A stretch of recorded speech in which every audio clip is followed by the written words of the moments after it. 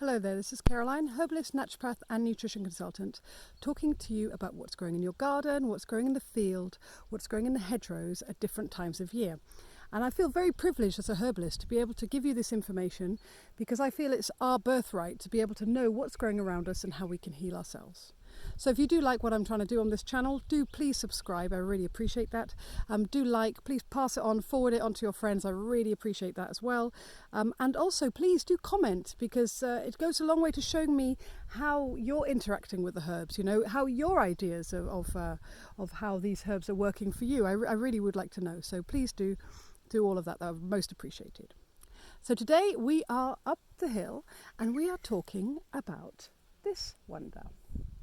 This one is known as wild carrot, okay? The Latin Docus carota, okay? Now, a legend would have it that a merchant was carrying a seed of the carrot and he dropped it on crossing the river Rhine, okay? And he dropped it and as he carried on, and from that grew the most gigantic carrot ever, and of which a farmer pulled it up and he managed to feed his oxen all over the winter with that carrot. So amazing. But the wild carrot is where all carrots originate from. Okay, this is the origination, and it's an important distinction to know because it can look very similar to something called poison hemlock or hemlock. I mean, and hemlock is used medicinally, was used in the past. It's one of the ones that witches would use, they say witches, wise women of nature, would use for their broomsticks. And oftentimes that was because it's kind of hallucinogenic. So it literally would make them feel that they're flying off the planet on a broomstick. That's where that all came from. So that's poison hemlock. But how to know the difference between, because not everybody wants to kind of feel like they're on a broomstick, they actually maybe want some help with kidney stones, which is what this one does, okay? It is alethic, so it helps to break down kidney stones. It's really good for gout. It's really good. Estrogen has an estrogenic effect on the body, so it can be good on a hormonal balancing effect. However, you would need a herbalist or someone that would know whether you would use this herb or another herb at that time, okay? So just bear that in mind. Don't use it just willy-nilly. However, for prevention of kidney stones or treatment thereof, you know, you can't go wrong with this one. It's wonderful.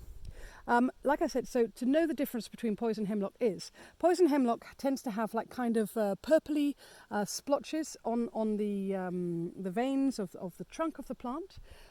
However, this one does not. They look very similar. However, how to know this one is look in the middle. She's got a tiny little, hope you can see that, she's got a tiny little spot, black spot in the middle. And oftentimes you'd think that was a bug or something, but that is part of the plant. Now, on all accounts, she smells good too. On all accounts, she's also called Queen Anne's lace. It's very beautiful. I don't know if you can see the intricate detail of this most beautiful, beautiful plant. It is like lace.